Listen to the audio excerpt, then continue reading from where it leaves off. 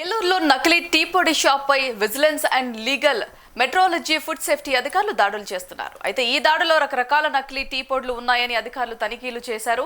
అయితే ఇక్కడ green tea, Darjeeling, నీలగిరి, అస్సాం, సూర్య tea పొడి వంటి బ్రాండ్లు ఉన్నట్లు అధికారులు గుర్తించి సీజ్ చేశారు.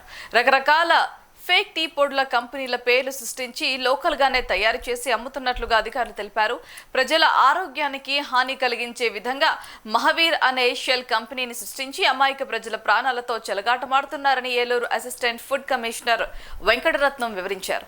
నకిలీ టీ పొడుల తయారీలో సింథటిక్ కలర్స్ కలపటం ద్వారా క్యాన్సర్ బారిన పడే అవకాశాలు ఎక్కువగా ఉన్నట్టుగా అధికారులు తెలిపారు.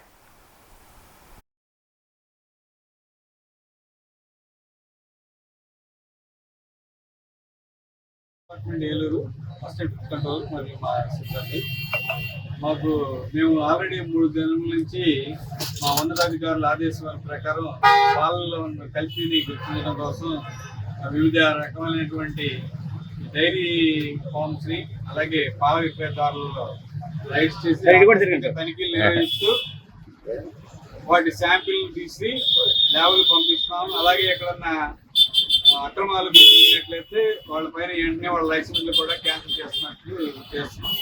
అదేవిధంగా ఈ పరిమాణంలో ఈరోజు మధ్యాహ్నం రీజనల్ బిజినెస్ డిపార్ట్మెంట్ ఎస్పీ గారు మాకు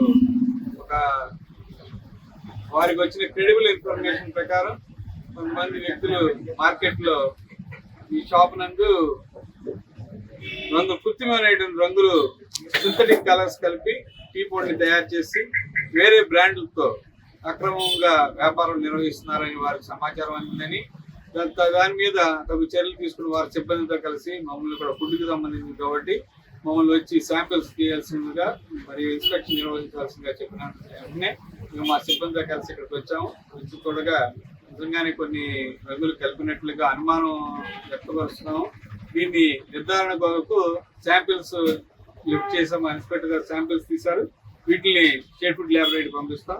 ఏదైనా అక్రమాలు రుజువు అయినట్లయితే నిర్ధారణ జరిగితే వీళ్ళపైన వెంటనే చట్టపరమైన చర్యలు తీసుకుంటాం. అలాగే వీళ్ళు లేబుల్ మీద వేరే అడ్రస్ అస్సాం స్టేట్ మీద లేబుల్ మీద ఫేక్ గా కూడా ముద్రించడం జరిగింది. దాని మీద కూడా చర్యలు